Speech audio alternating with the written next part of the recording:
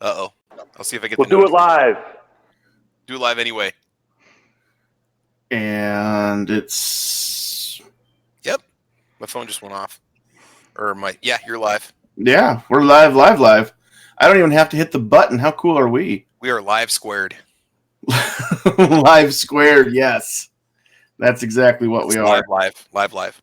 So I think, now, what happens if I do this? If I close this, we still stay streaming, right? And then I go back here. You didn't close out your studio page, did you? That shows the feed and the comments and all that stuff on the YouTube side? Well, kind of. But now it brings back the end stream button, and it says we're still going 43 seconds later. So I think we've got this figured out. Sweet. And never mind the technical jargon and all that. Welcome, everybody. It is just after 9 o'clock in the Central Time Zone, which we can all agree is the only time zone that matters. Mm-hmm. So we are live. We are going to do this thing called the Get Off My Lawn podcast that we try to do every Tuesday night about this time of day. So we want to welcome you to our podcast. Now, we do have quite a few people already out there talking it up in the live chat there. For me, it's off to the side, but if you're on a phone, it's down below the window there. If you're on a computer, I think it's off to the side there too. But if you are out there watching us on the YouTube side, and you, which is the only place you can watch us right now, if you're not making comments, we cannot see that you are here. And so we need you to say hi and talk a little bit so that we can say hello back to you. So out there in the chat, we had Sandhills Sweetheart. First and foremost, she's my hot date for life and my beautiful bride. So she holds it down in the chat. We got to get these t-shirts going. She does the typing. I do the talking. Grim is out there with us. What's up, Grim? Mike is here. We've got, who else out here?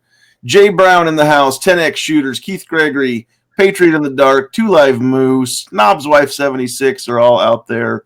Tennessee Gun Guy, New York Outcast is in the house, and I know there will be a few others as the notifications go out. So welcome everybody to the chat. And I posted a video over on the Facebook page today, and I don't know how many people actually took a look at that, but I did invite everybody over to watch tonight. So hopefully we'll get even one extra viewer here. So we'll see what happens there. So, all right. Real quick, let's get, hey, we've got Stan out there as well. SS Pawn's in the house. So let's let everybody say hello real quick. I don't know if Squib has a chance to say hi, but we will let you say hi if you've got a moment real quick, and then we'll leave you alone until later. I'm actually in a quiet part of the factory at the moment. Right on. Not like last week where I had to run away. Third shift guy, what's going on? I'm live on air, dude. Yeah. That's awesome. Yeah. Thank you for the invite. You bet. Thanks for hanging out. We will try not to pick on you too much just in case you lose your hiding place.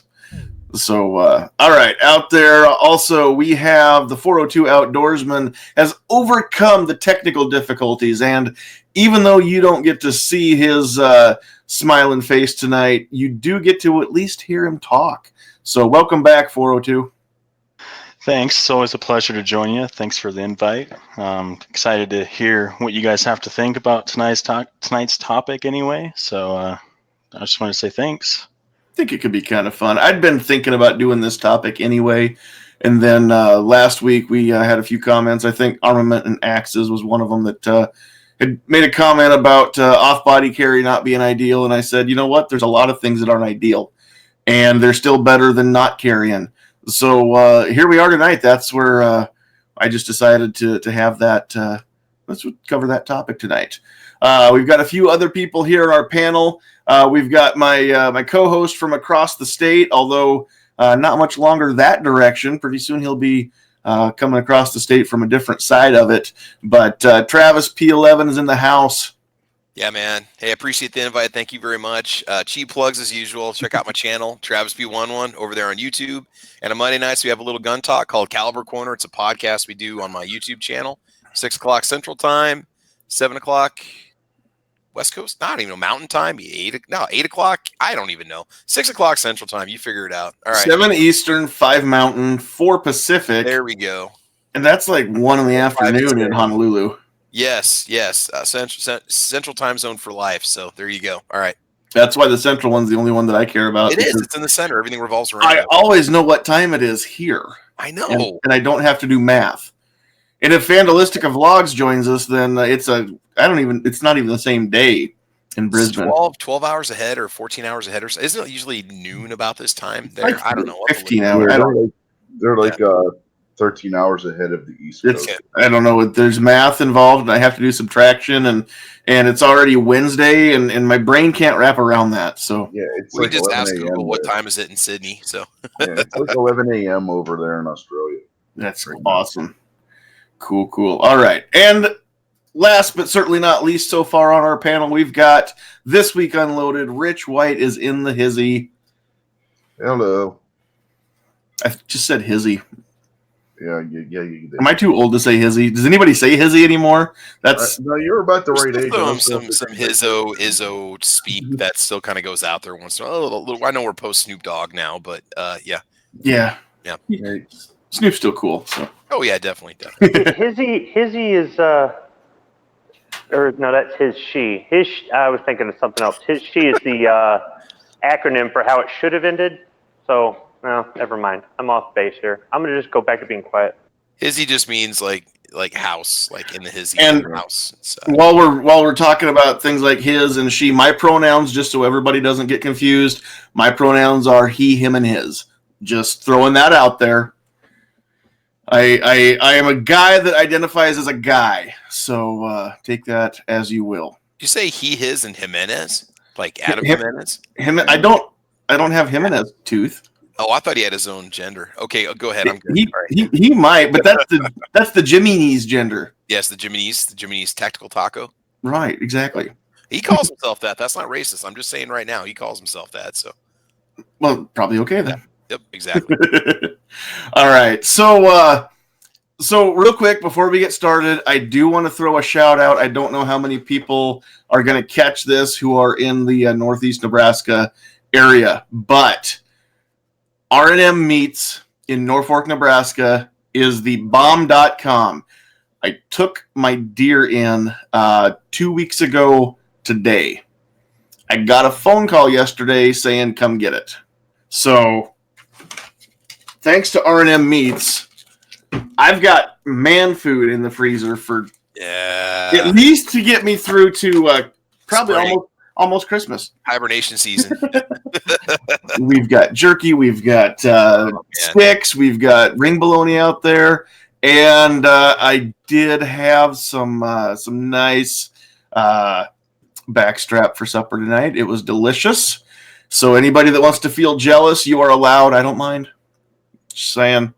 So I don't, like I said, I don't know if anybody close by is actually going to be out there and go check out R&M Meats, but they're awesome. I try to shout them out as often as I can, just because they're really good people in there. They do great work. The food is delicious. And I was not expecting this before the first of the year. I sure was not expecting it on the 2nd of December. So that was amazing. Thanks, guys.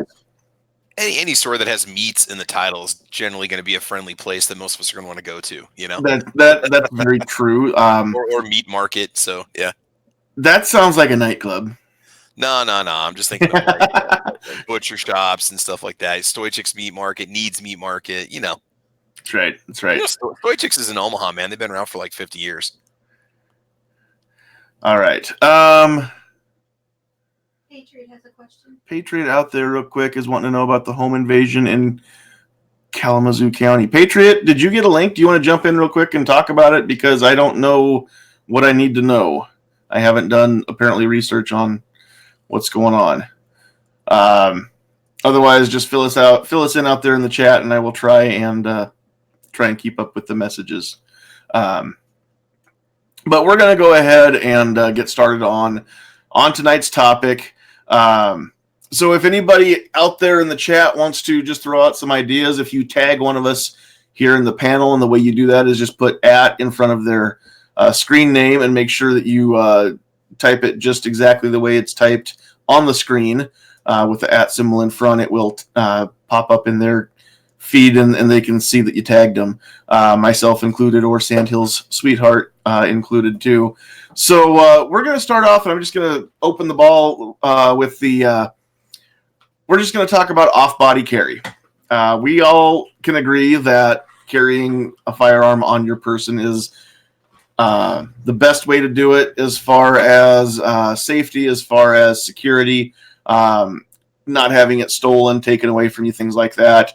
Also, responsibility-wise, you are responsible for that firearm, every moment that it is out and about. So off-body carry isn't always the best way to accomplish that. However, it's better than not carrying it at all. We do know a lot of reasons why people don't carry on their body. Sometimes their work attire does not allow for easy concealment, especially for females. Ladies' fashion is very, very tight-fitting these days, so it's not as easy for the females to be able to conceal even a medium-sized handgun on their person very often. So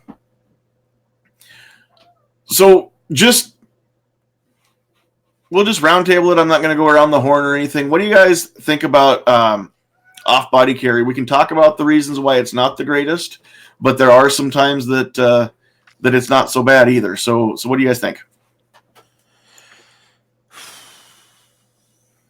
I'm torn on this one because, for me, it's a little more comfortable, especially if you're driving or traveling long distances, depending on your vehicle and your seats and stuff. I guess I'd personally rather have the firearm right next to me at all times, strapped to me, so I know where it is. About off-body carry, you hear occasionally about, purse carry and accidents that have happened from that. The trigger getting caught on items in the purse, little kid getting into the purse, things like that.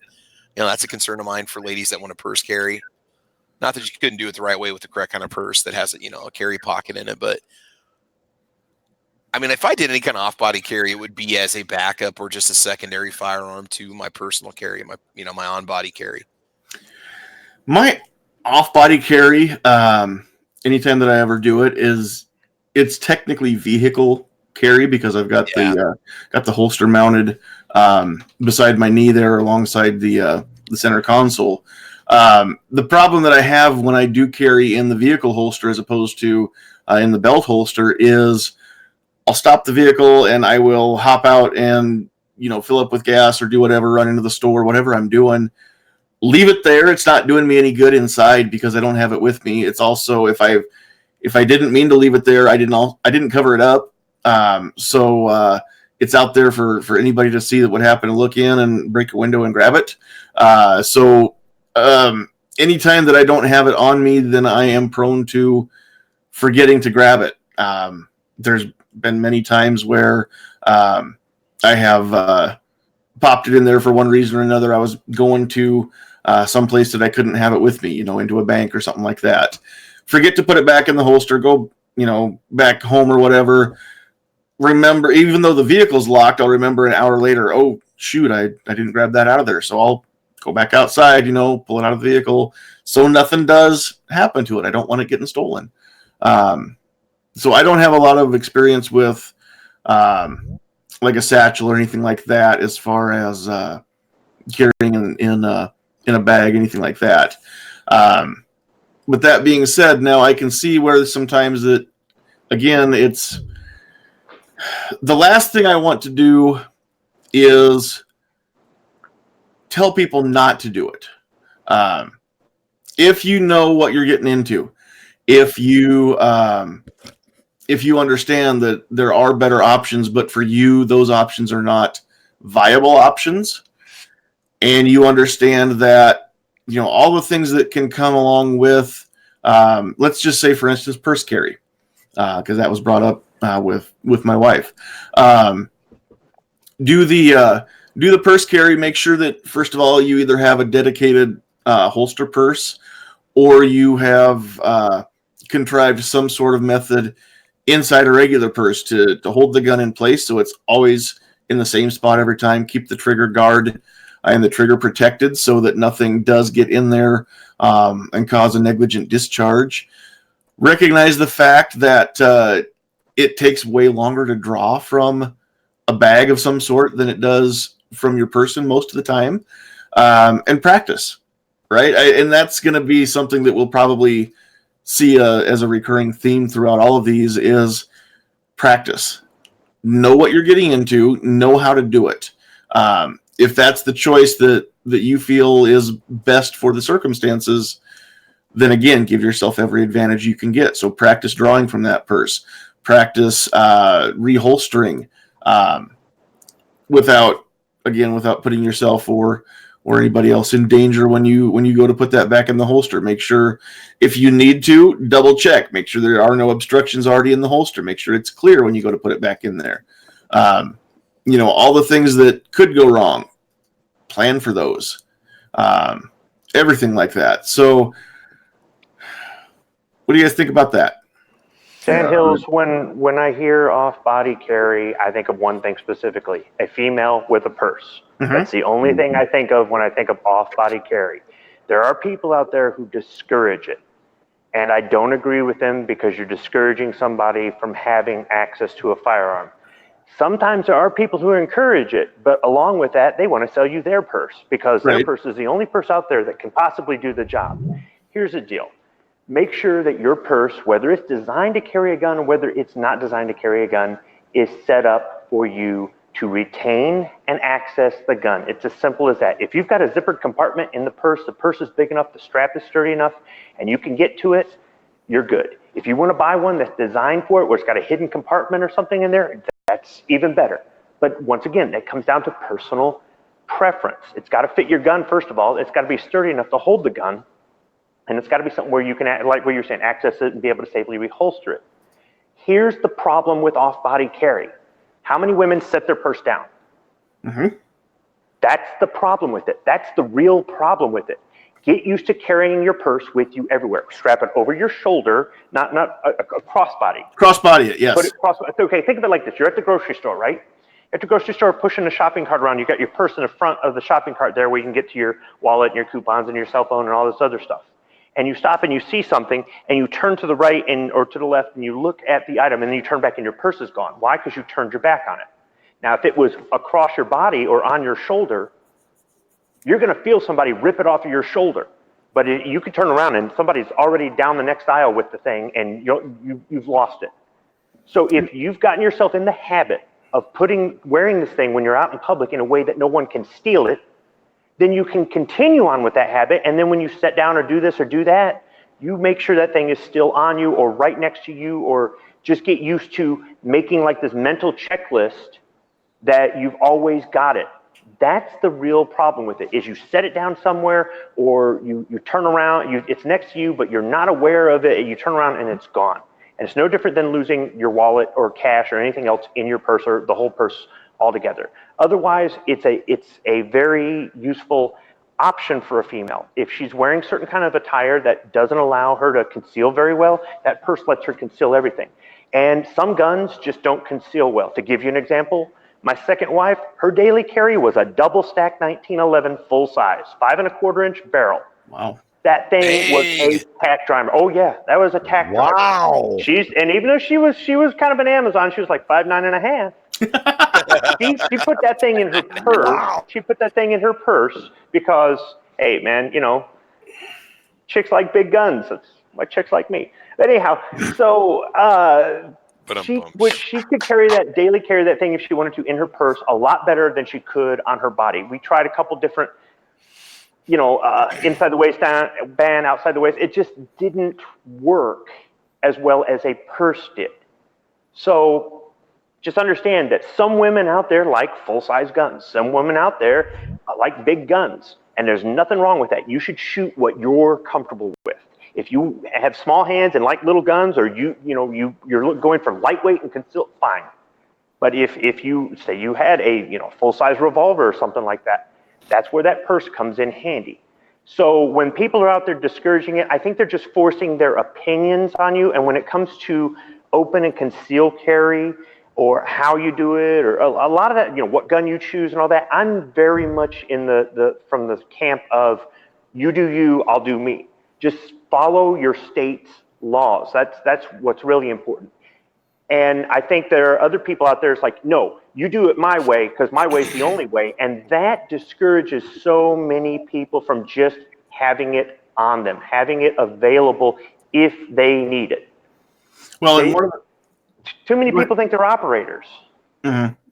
One of the things that I failed to mention when I was introducing tonight's topic is we see so many people, and I'm not picking on you, AA, from last week's comment at all, but we do see all the time, especially the people that claim to be operators, or claim to be instructors, or claim to be authorities in the subject. We see people that say, don't bother. Off-body carry is worthless. Don't ever do it.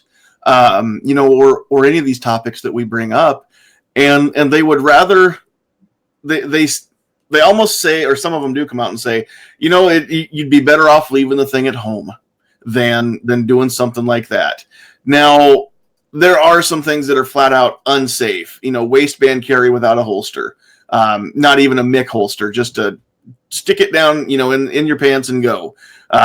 Especially if they're sweatpants, the thing can go off in the meat department of the grocery store. So you never know what's going to happen. But the thing is, we do not want to ever tell people you're better off leaving it home than doing something that I don't like personally. I don't know everybody's situation. Most of the people that are hearing my voice, I don't even know you other than a screen name. Maybe I've met you once or twice. Maybe I've only seen you on videos or never seen your face.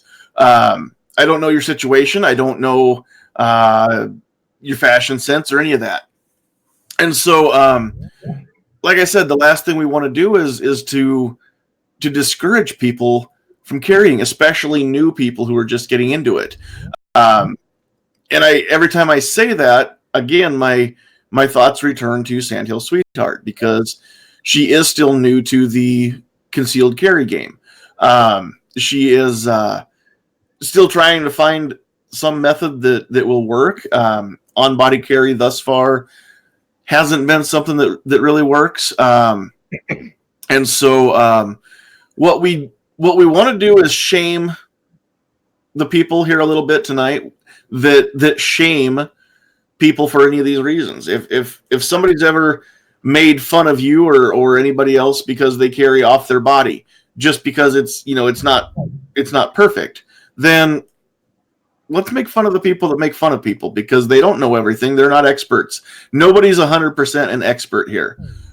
Even the people that make their living by telling you, what works and what doesn't, they don't have all of the answers, and they don't have all the answers for all the situations.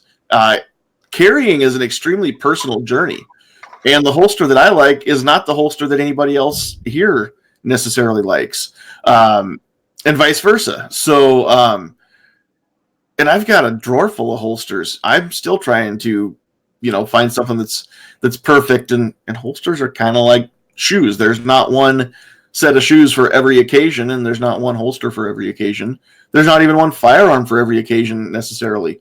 And so that's always my excuse anyway for coming up with more and more of them all the time. So anybody that wants to throw out there any things like what Squib had said, where we don't want to see somebody not carry just because a quote unquote expert said not to do it. I do not think that gun is going to do you any good if you leave it home in the safe or on the nightstand. I don't see how it could possibly do any good just because you're afraid that, whoever, instructor X, said, well, that's not ideal, so don't do it. If that's the only way that you have, and it's the way you're most comfortable with, then go for it. I say go for it. Again, learn the shortfalls of that technique and learn how to overcome them or how to work around them. And for the love of God, do not let go of that purse. Do not give anybody a chance to take it away from you, because again, not only do they have all the stuff they would normally have with your purse, now they've got your gun. Whether they use it on you or somebody else, bad things can happen then. And if you can avoid it, then avoid it. That's all I'm saying. Take precautions. Do the crossbody. If you're putting it in the cart at Walmart, then run the child safety belt through the strap of the purse so nobody can grab it and run. If they do, they're gonna, have to take the cart with them, and they're not gonna do that. So anything is still better than nothing. That's the whole point of tonight. So that's been off-body carry. Does anybody have anything else they want to throw out there regarding off-body carry? Yeah. Oh, go ahead. I was just going to say, I tried to get on the chat like 6 times. It kept kicking. I saw that. Yeah, I was like, what's going on? So I closed down the other browser. I'm just here. I'm not on YouTube right now. But, you mentioned me, Sandhills. And by the way, congrats on that awesome buck. You said it already tasted good. Meat on the table. This is the thing. A lot of us that have lived and learned, and we're not women somebody's chiming on my phone. We don't know what it's like to carry a purse every day. And if that's your means of carrying a gun, and you're exactly right, Sandy, you better guard it. But to me, the best place for a gun is on your person. So, it's not always gonna work for depending on the situation. You know what I mean? So at least you're exactly right. At least you're carrying. And if you are carrying, that wherever you're carrying has to be guarded. Kind of like you said, if that's your purse, you better make sure your arm's wrapped in the strap twice and nobody's getting it, kind of thing. You know what I mean? So I just, I knew people that carried in fanny packs back in the 90s. And it's like, at least you're carrying something. Yeah, but that's still, that's on body, because that's buckled on.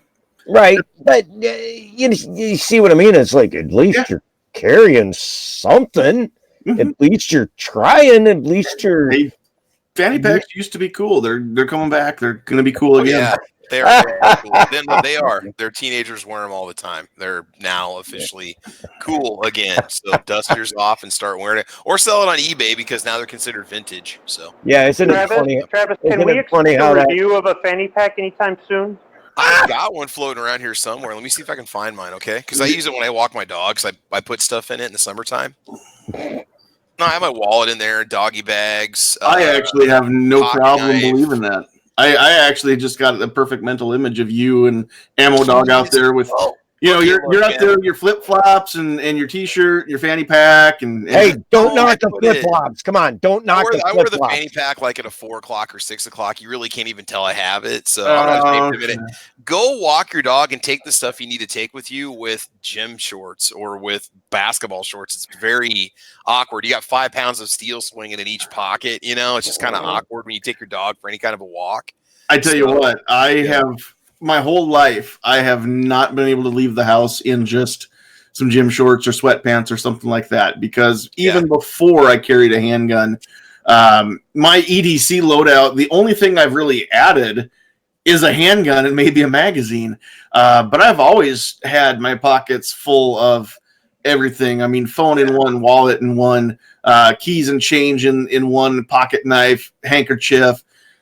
Like I said, the only thing that's really changed is we've worked in there a holster and a mag pouch. So aside from that, there's way too much to go into just 2 pockets in gym shorts. And I get a kick out of it when I see people walking around, not so much in the gym shorts, but especially with the sweatpants. And then, their leg goes up like this and then bulges out around that pocket because they've got 5 pounds of stuff packed in there. And it just kind of looks goofy to me. So I try to go lightweight, but you got keys, you've got, some sort of ID on you, you've got doggy bags. Yeah, I guess when you're a dog owner, it's a whole different kind of thing. So it's like you're taking stuff for your kid. You know, it's like having a diaper bag on you, I guess you could say. You can go to Millspin and get a doggy bag carrier that latches right on the collar. It's like a little soft yeah. foam grenade. I you got a can do that. tactical bag that goes on Ammo Dog. I can just put like a molly pouch on him, and he can lug everything that I need. There you go. I'll So throw you that can around even there. carry his full bag back with him, and you don't have to handle it as much then. Hey, something I wanted to say about off-body carrier real quick too. Yeah. I think I told you about these before. I've mentioned this. The Bernie Coat Company or Burn Coat Company. They make an off-body carry shore coat that's got a nice pouch in it that you can put a full-size handgun in. You basically have a Velcro patch with a cover that goes over it, and Now- you can put your holster in there with the Velcro on the back of it. Arguably, that's not off body unless you take off your coat. Hey, Which is Travis, the same thing with off-body's not on your waist. To me, that's what off-body is. Or if it's Well, not, it's not in a waist holster inside the waistband or outside the waistband. Then I would consider anything other than that off-body. Ankle what about carry? shoulder holsters? Would shoulder holster be off body or on body? I don't know. I guess if you can flop that's off just you or it. fall off And you, again, then, it depends. If the jacket's part of your attire that doesn't come off, then it's not off body. But the minute you take off that coat, then again you hang it on a coat hook and then walk away from it, or you shouldn't. I mean, that is highly irresponsible if you do it. Unless you're going in your home, obviously, but unless you're locking that jacket into a safe or some other locked compartment somewhere. So I guess that would also spill over into the concealed carry vests that a lot of people wear them. And the thing is that most of the time, I mean, that's right up there with the Molon Lave T-shirt as far as screaming gun guy. I mean, you might as well open carry. No, these coats you couldn't tell. These coats look like a Carhartt jacket or something. Exactly, and there's a lot of those out there too. Yeah. But as far as the vests go, and I don't want to shame anybody that wears the vests because I know a lot of people that do. I know some people that aren't gun guys that do. But again, if you're not a photographer and there aren't a bunch of flies tied to it or stuck to it on a little panel or something like that, then maybe think about throwing some patches or something on your vest that kind of take the focus away so you don't look like a gun guy, because it's just that's going to raise questions. And if you're ever in a situation where there are people that are doing bad things, they're going to look twice at that and think, well, we better go check this guy or gal and see if if they're armed and we need to disarm them. So just think about some of that. If it's a leather motorcycle vest, you know what? People that wear leather motorcycle vests, again, we've discussed this before. I know they're all nice for the most part. Even I even saw I'm not going to name the name, but I even saw a fella here a couple weeks ago who is in a club, and the club is associated with Hell's Angels. I'm not going to name the club, but nicest guy. I mean, some folks were gassing up on the other side of the gas island from him, asking him questions about his bike, and he was just having a nice conversation. Now, I guarantee that if anybody started some crap, this is not a motorcycle club that you want to be on the bad side of. But nice guy, had patience and everything else for the people that were talking to him, and of course, he knew that they were not a threat in any way, and everything was cool. So if you're going to carry in a vest, maybe just, grab a Harley vest or something like that. And again, it kind of, I don't know, half the people that ride motorcycles, you kind of halfway expect them to be armed anyway. So it's not that big of a deal there. But I think the whole thing about not wearing something that's conspicuous that you're a gun guy or gun gal is if the whole concealed part of it is really that important to you. Right. When I carried concealed because of the law, not because I didn't want somebody to know I was a gun person or I was armed. Mm-hmm. I open carry now, and eventually I'll go back to concealed carrying, and I'll probably alternate back and forth. And there's another one. There are so many people that are so anti-open carry, it drives me up a wall. We'll get there. Some of them are so anti-open carry that they actually want to vote to take away our ability, our choice to open carry. Yeah. So if you're concealed carrying and you're wearing the NRA T-shirt or the Moulin Lave or whatever it is, it could be almost considered the same as open carrying. But if you're concealed carrying because your state doesn't have open carry, or because you want a place where there's a little bit more discretion, but you kind of don't care if somebody knows, as long as it's not going to get you, like printing. If printing will get you arrested or something, you obviously don't want to print. But if you're wearing Pro 2A stuff and somebody, they still may not know that you're carrying. They may think, oh, that's a gun guy. They might be carrying if that's what they're looking for, but they're already looking for that. So I would say that not wearing something like that is really more. It goes back to choice. Mm-hmm. Are you really that worried about being conspicuous? And are you trying to subscribe to the gray man philosophy, or do you just not care? Or is it something that you've always worn? I mean, again, I know people that aren't gun people that wear stuff like that, and it's never been an issue. I have always worn a T-shirt with typically some sort of button down or something over top of it, just because if it's even remotely warm, I'm probably going to be sweaty. So I wear layers to not, to still be presentable. So I didn't have to change my wardrobe when I started to carry, because I've always had that cover garment. It's just people are used to seeing me like that. Never been an issue. So yeah, again, it does come down to whether or not you want to be that gray man or gray woman, where you just kind of blend in and nobody even notices you or ever takes note. Or some people do want to be known as, a gun person or an advocate or an activist, and that's okay too. So we'll cover the open carry. That's actually on the list. But before we go there, here's another one that probably is going to fire some folks up here. Israeli carry. And for those of you that don't know it by that name, Israeli carry is carrying a semi-auto with an empty chamber and having to rack the slide before you can use the gun, which I don't know if IDF actually carries that way or not. I've never done the research, but I do know that a lot of people advocate for this. A lot of people say that, it's just safer. The gun can't accidentally fire, even if the trigger gets pulled, because there's an empty chamber for the striker to come down on. And they say that, they can deploy their pistol within a half second of, anybody, anywhere, anytime. So having said that, here's my personal thought.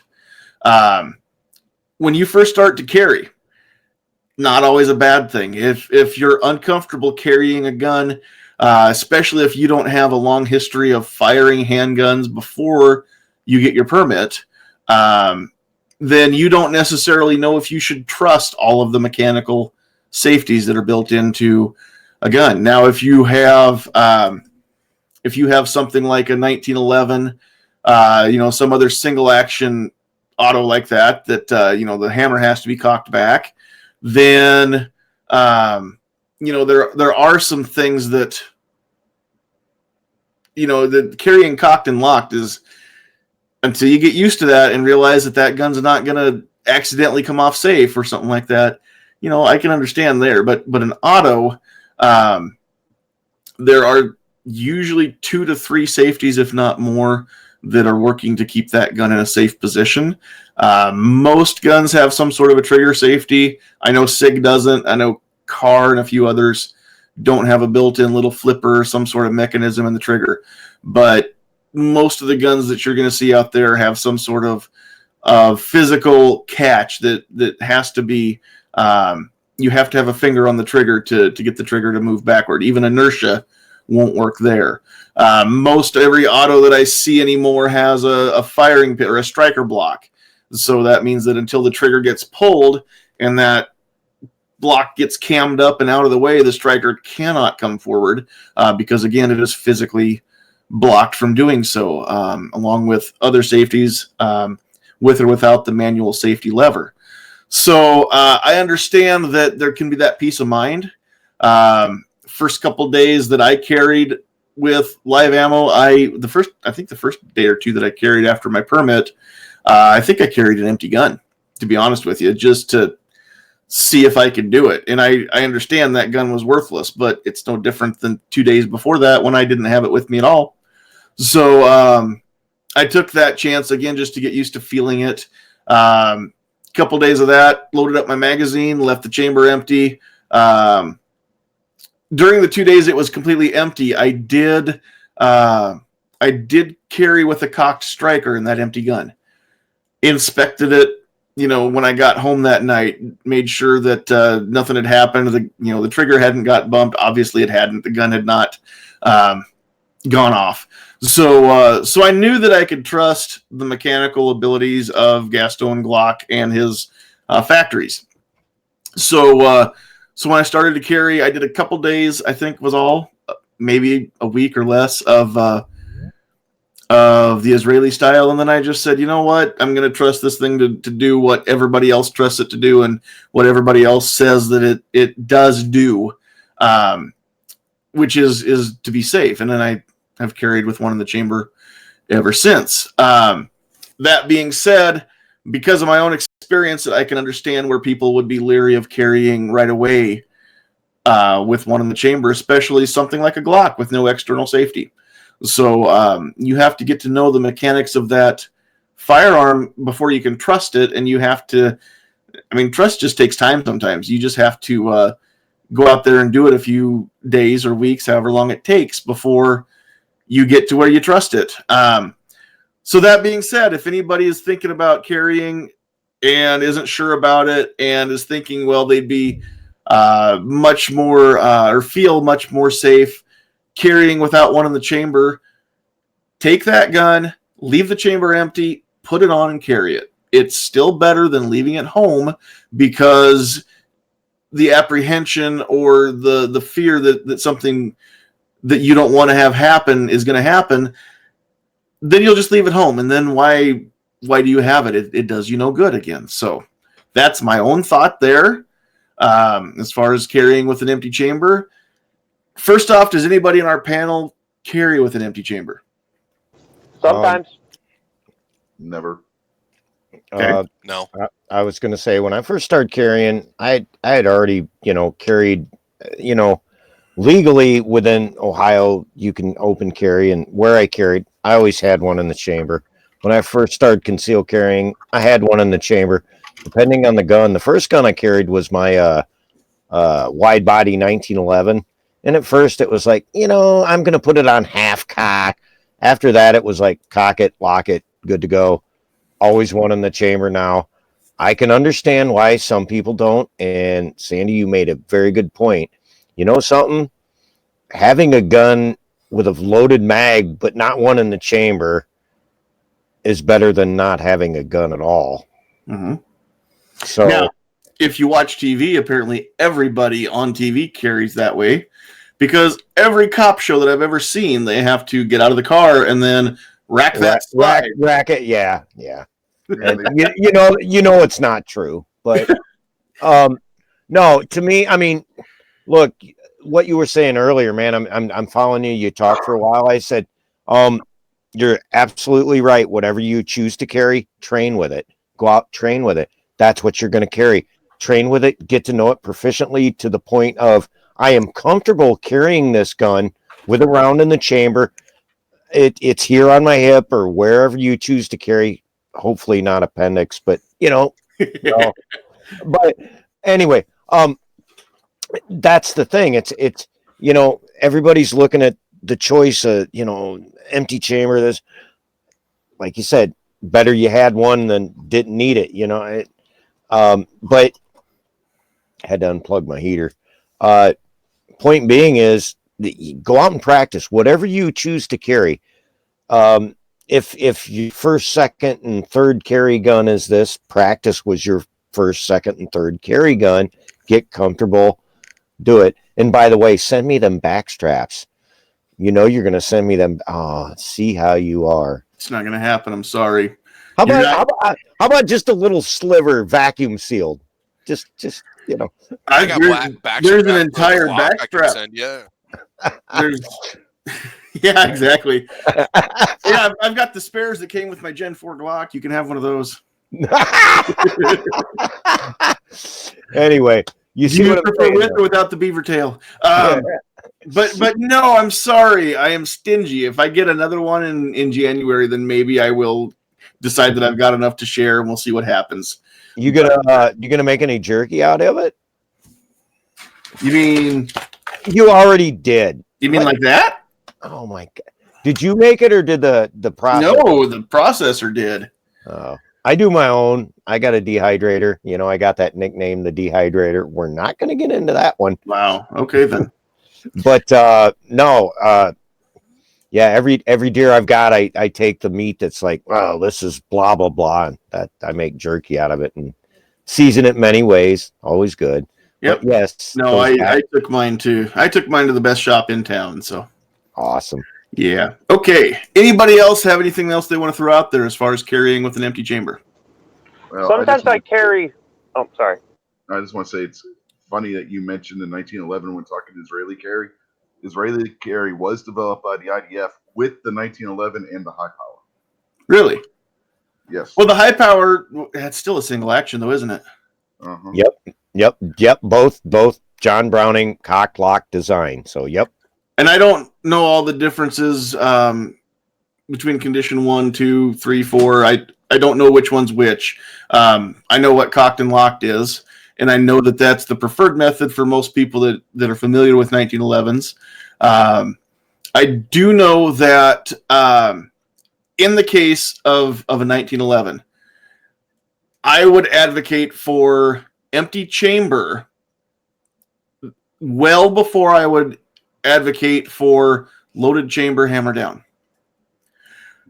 And the biggest reason that I say that is empty chamber, the hammer's already down. You can rack the slide, empty the chamber, do whatever, drop the slide on an empty gun with an empty mag well. Pull the trigger, the hammer comes down, right? Load the magazine in the gun, put it in your holster and go. If that's what you want to do, then you have to just rack the slide to load the chamber, which of course cocks the pistol anyway. That is way safer than cocking the pistol, racking the slide, loading the chamber up, and then trying to lower the hammer without a decocker.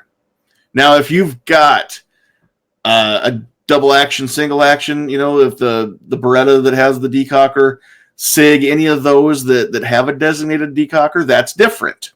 But that means that you can still pull the trigger and fire it without having to thumb back the hammer. That's not the case on a 1911. But to try and manipulate the grip safety and hold the thumb on the trigger or on the hammer and pull the trigger and safely lower that hammer without slipping and without the gun going off, that to me is asking for trouble. I think that is the most dangerous thing that you could possibly do. I would be much more comfortable myself cocked and locked than lowering the hammer on a loaded chamber, especially on a 1911, because there's not an easy way to do that. It's not a revolver. It's not a peacemaker.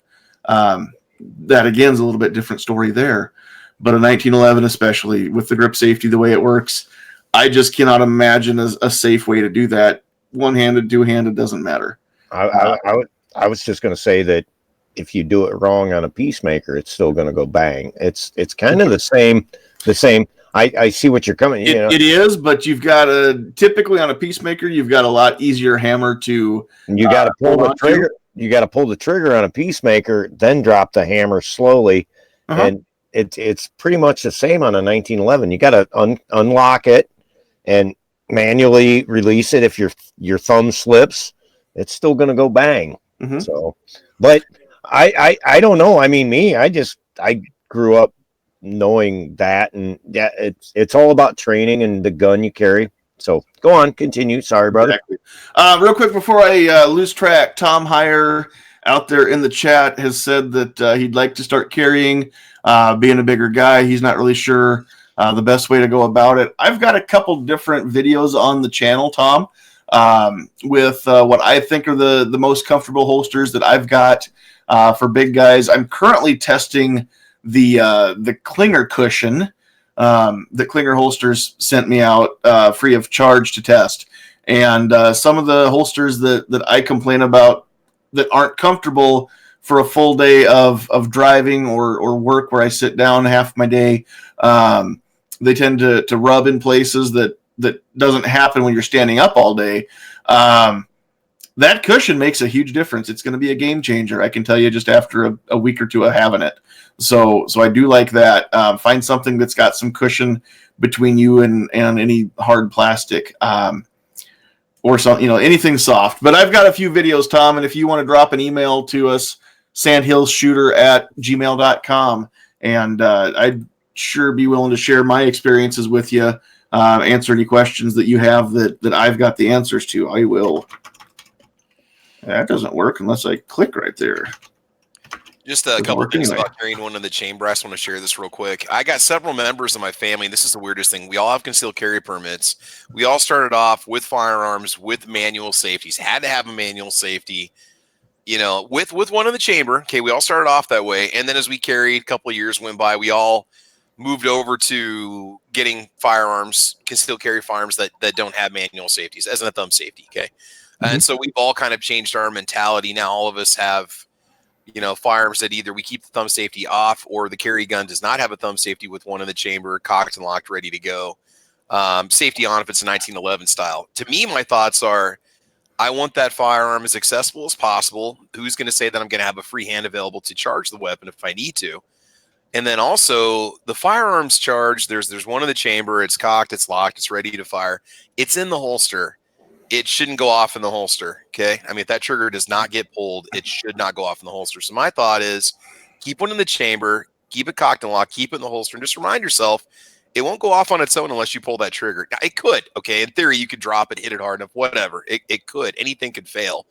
But my thinking is it's in the holster. It's okay to keep it loaded. It's in the holster. So that's why I'm such an advocate of keeping one in the chamber, because what if you don't have a free hand to charge that weapon? What if somebody tackles you, or somebody comes up from behind, or somebody's rolling up on you and you don't have a free hand? What if you're walking your dog in your left hand and you're trying to reach for your gun in your right hand? How are you going to chamber around, drop the leash. Well, what if your hands are occupied, Yeah, so I want access to that weapon as I want it as readily available as possible, because it could be that one thing that's going to stop me from losing my life.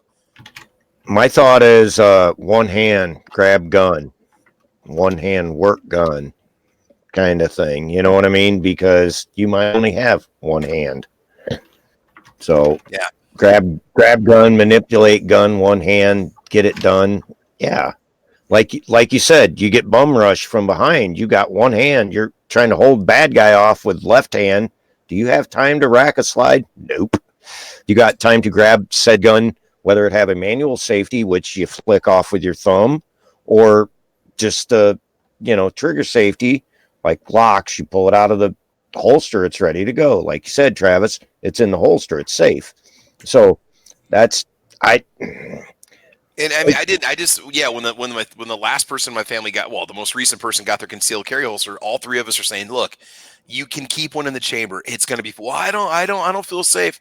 And, the person kept their safety on anyway. That's fine. But we're like, look, man, it's in a Kydex holster. It's not going to go off accidentally unless something gets in between that trigger and the force pulling in on it, your finger. It's like, it's not going to go off, but they got comfortable with it. Eventually they changed to, but still. What we were talking about, most of the guns these days, all the striker fires have a striker block, which means that unless the trigger is pulled. Now, I do know that the SIG 320s that the military adopted, they had issues, yada yada. It was because the trigger was so light, whatever. But most of those guns have that block that unless you pull that trigger to X amount of spot and push that plunger up, that striker is not going to hit the primer. So, I don't know. Looking at safe carry and one in the chamber, you know what I mean? It's like, you're exactly right, Travis. It's the gun's not going to go off by itself. Now, I just want to throw out there for anybody who's new in their concealed carry journey or has yet to embark on their journey. The reason that we're saying these things, it's not necessarily because we're again, advocating against these things. It's not because we're saying don't do this at all. We'd rather see you go unarmed. That's not it. But if you're going to choose the option of carrying with an empty chamber, you need to know the shortfalls. You need to know what you're dealing with, and you need to prepare. So that's why we want to get out there all the reasons why it's not the best. However, if that's the option you choose to go with, even to begin your journey, it's still better than leaving the gun home. Just understand that you have to have either both hands or have some way of charging that pistol before you can use it. So plan ahead.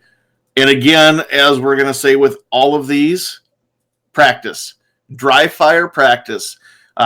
Whatever room you're going to dry fire in, if it's, in the living room watching a movie, TV, whatever, then go to the kitchen. Unload your gun at the kitchen table. Pop the magazine out, clear the chamber, do whatever. Leave the ammo in that room. Walk into the living room with no ammo in there, and then do your dry fire. And then when you're done dry firing and you go back and load your gun up, put it in the holster, put it away, whatever you do with it, don't take it back in the living room with you, because you don't want to forget that you loaded it back up. Commercial comes, oh, let's do a little bit more dry fire. Oh my gosh, now I got to go buy a new TV because I just shot mine. So keep that in mind, but practice racking that slide and pulling the trigger, which if it's an auto that you have the slide, then you should probably pop the magazine out to practice that so that it doesn't stop on an empty mag, or get some snap caps. Do whatever you got to do there, but practice drawing from your holster, racking the slide, and then deploying the gun. Know what you have to do to get yourself into a fight, to get into the fight, to get out of a fight. Hopefully that makes sense. But again, practice it, know the shortcomings so you know what you have to overcome. And then again, learn to trust your gun. If you have a gun that you've been talking to people and they've had issues with it, then maybe don't trust it. But if you've got a gun that, everybody and their uncle says you can trust that gun, then go ahead and put a little trust in that too. Not just what the manufacturer says, but people that that have had experiences with that firearm. And if they say it's going to be safe to carry the way that the factory says it's okay to carry, then go ahead and do it. You really should push yourself to get into that as your comfort zone. But in the meantime, learn what you need to do what you got to do, but just make sure that you've got it with you as often as you can. So that being said, anything else on Israeli carry? I carry with one in the chamber sometimes, and sometimes I carry without one in the chamber. And when I tell people that, they instantly go, "Oh, you must be new to guns." Yeah. And it's like, son, I was carrying a gun on me, locked and cocked, with orders to shoot to kill before you were born. Here's the thing. There is a time and a place where it is better not to have a firearm chambered, but you still obey the firearm safety rules. Mm-hmm. Treat every gun as if it were loaded until you verify that it is unloaded, right? Right. What's the gun that'll kill the gun that's unloaded, right? How many times has that happened? There are all kinds of times where people, I'm not necessarily talking about concealed carrying, or if you're in law enforcement or security or something, carrying a duty weapon, that ideally that should be ready to go, and you should know what you're doing with it. But then there are other times where no, having one in the chamber is kind of ridiculous. It's not that if you are that paranoid that you think every second of your life somebody is behind you ready to kill you, you got bigger problems than whether or not you're legally allowed to carry in your state. That doesn't mean you should be careless or anything else, but you got bigger problems. The thing is, if there's not one in the chamber, it can't go off. That doesn't mean that I'm afraid that it'll go off. I know every one of my handguns, and I know my skill level. But people instantly assume, oh, you must be new, and you must be afraid. And my thing is, if you are new to open carry or concealed carry, and you're not comfortable with carrying with one in the chamber, okay, then don't. But overall, if you're that scared of it, you're probably not ready to carry, period. You might want to get back out to the range and practice more. It sounds the kind of person you're describing is the kind of person that doesn't know the difference between throw out gun terminology X and gun terminology Y, and they couldn't tell you the difference between one or the other. They've only shot a gun once. They barely know how to load it. They don't know how to take it apart and clean it. They've taken some worthless training class by an air quotes instructor, because anybody can be an instructor and charge people money for training. It sounds like you're describing the person that just woke up one day and goes, "Hey, I think I'm going to start carrying a gun."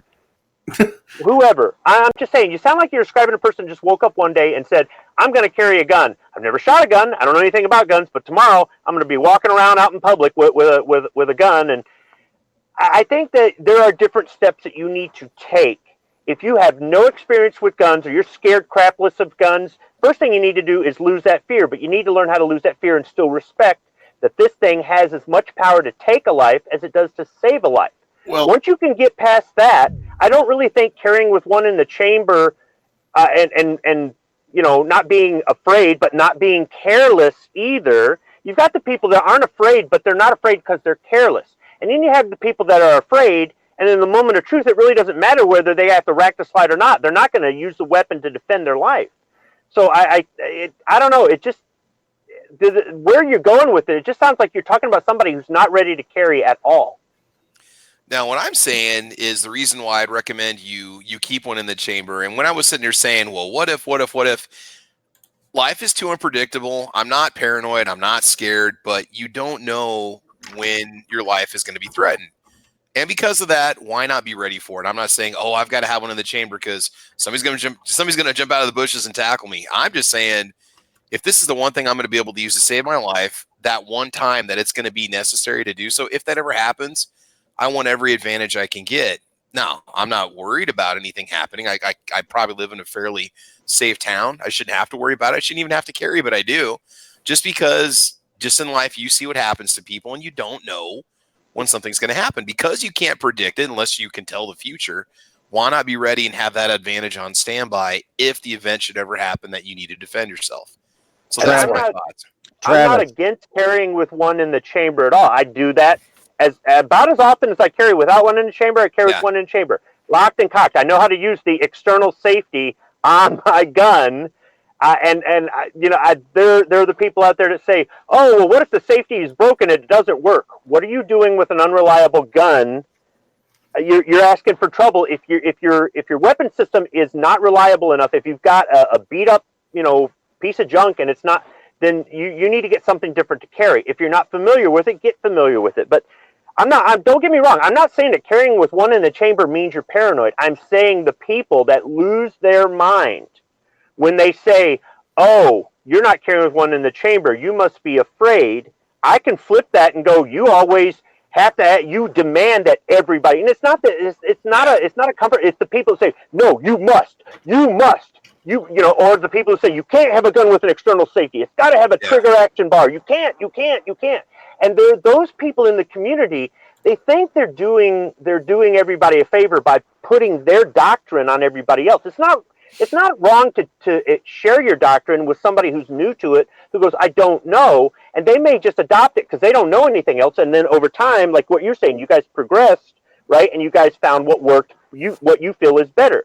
But for you to grab somebody by the arm, twist it behind their back, and go, "It's this way or no way," and that's what I hear. I hear so much of that. And Sandhills, you're calling it shaming. I don't really think it's so much as shaming as people are trying to feed their ego because, once again, they think they're operators.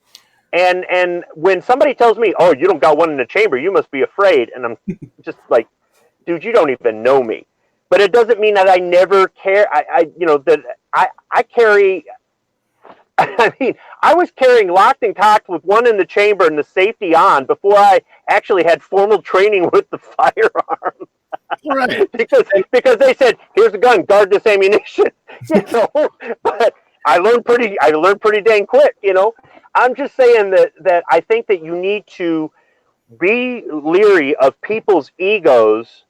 Getting in the way of their advice. They mean well, but really they're just pushing their agenda on you, or their whatever it is, and they're just trying to feed their, "Yes, I'm an operator. I've always got to be right," and there's just too many of those people in our community. And I also think that there's nothing wrong with testing out the gun to see if the holster you're using, the purse you're using, way you're carrying, whatever, isn't going to be a problem drawing it, reholstering it. Is it going to snag on something and something's going to go?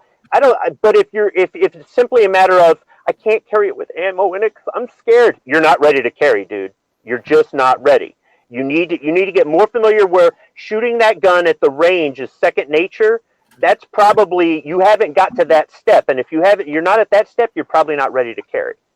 And I tell you what, there are a lot of carry guns out there now that Umarex is building an airsoft version of, but it's the same size, shape, everything licensed by that company. So this fits every PPQ holster that we've got.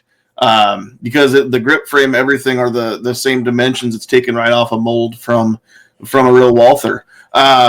So depending on what you carry, that's an option, or what you intend to carry, I should say. That's an option. If you want to just see if it conceals, if it prints, any of that stuff, get out there and grab the for $100 or right around there or less, grab the airsoft version and see if you can carry it that way. And it doesn't need a license or anything like that. It's not a firearm.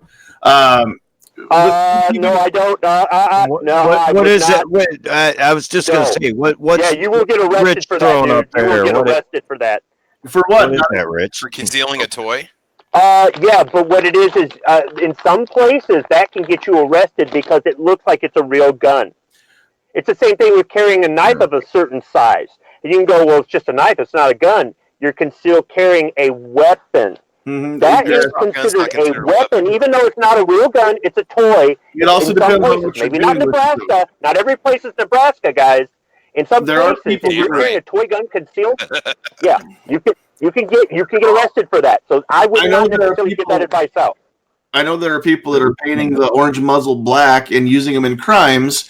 I understand that part. But if you're putting it in your purse, if you're putting it in your pocket, if you're putting it under your shirt, concealing it and testing out a holster to see, if this thing does print or anything like that, it's not necessarily a bad way. Okay, so check your state laws. And again, we're not giving out any kind of legal advice here. And hopefully we're not giving out illegal advice. That is not the intent. But So just try it around your house. It's okay. Just try walk it around the house. house. Do whatever. You can get a Glock or a Sig or a Walther scale size, But either way, again, if you are faced with the choice between leaving the house with an empty chamber or leaving the gun in the house when you go out, take the gun. Whatever method that you choose to carry is still better than nothing. We're not going to recommend empty chamber as the ultimate end goal, but it's a step on the journey. Here's what I try to use as an analogy when I'm talking about getting comfortable with concealed carry, because not everybody is comfortable right out of the gate just strapping on a piece and charging the chamber and put it in the holster and away you go and you never think twice about it. I haven't talked to anybody that's had that experience, and maybe they're out there, but there's not that many. Same thing when you start driving a car. There could be somebody who gets in the car for the very first time ever, starts it up, takes off in it, and goes out and does a cookie and everything else, does a couple hot laps around a track and comes back and parks it perfectly. I'm sure that human being is out there somewhere, but it was not my experience the first time I ever drove a car.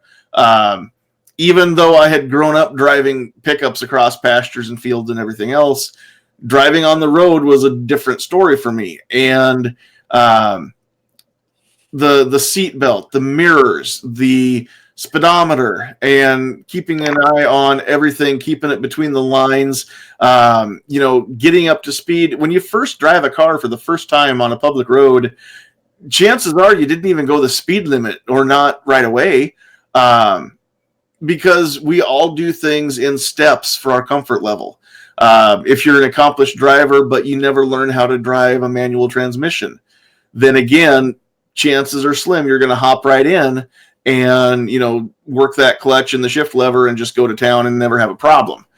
again, it's not comfortable, and you have to learn how to get comfortable and do it. But after you get to that comfort level, you can drive that manual transmission car across town in heavy traffic, starting and stopping, still run the radio, still have a phone call going on your hands-free device where legal, and not think anything of it, and still not get into a wreck because you're watching your mirrors and you're checking the blind spot, and you're not running over any pedestrians or anything like that. And you learn how to do all that multitasking as you drive because the comfort level is there with the driving part. Same thing's going to happen after you start carrying a while. The comfort level is going to be there.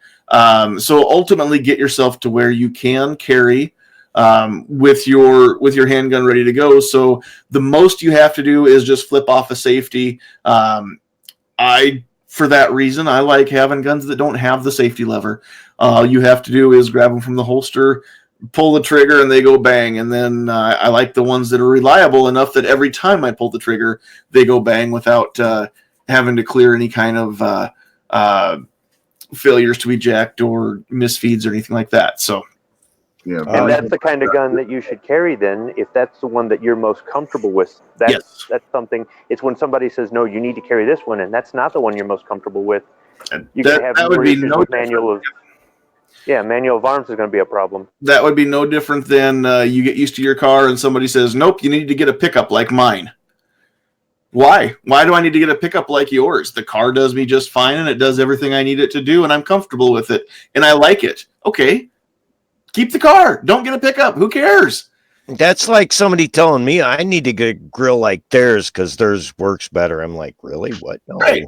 Yeah, or you need to get shoes like mine. Well, your shoes might not work for my body style. I'm a heavy guy.